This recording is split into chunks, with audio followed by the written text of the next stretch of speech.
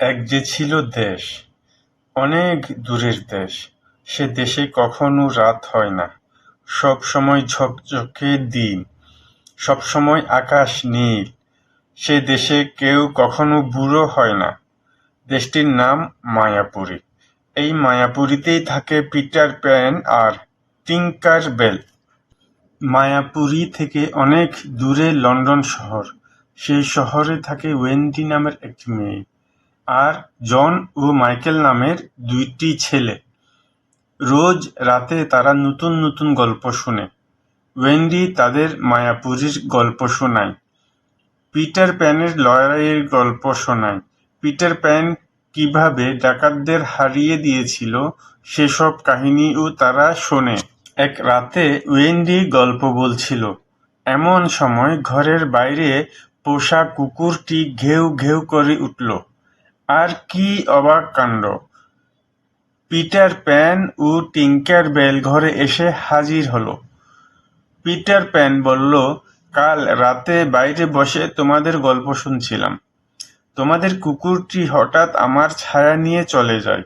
এখন আমার ছায়ার খোঁজে এখানে এসেছি। ওয়েন্ডি বলল, তোমাকে দেখে খুব খুশি হলাম। কাল আমি উপরের ক্লাসে উঠব। পিটার প্যান বলল, তাহলে গল্প শোনার দিন শেষ হয়ে এলো। এখন তোমাদের আমি মায়াপুরী বেড়াতে নিয়ে যাব।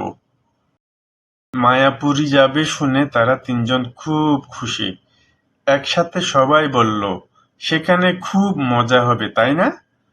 টিঙ্কার বেলের কাছে জাদুর রেনু ছিল, তা সবার মাথায় ছিটিয়ে দিল পিটার প্যান।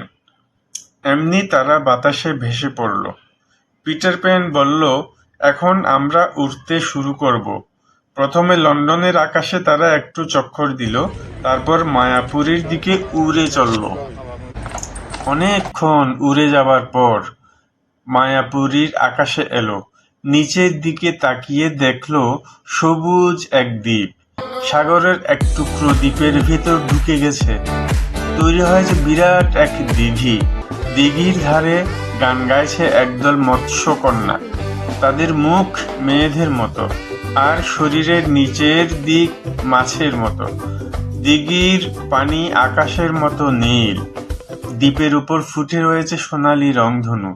দ্বীপের একপাশে গভীর বন আর পাহাড়, সেখানে আছে পাহাড়িদের আস্তানা।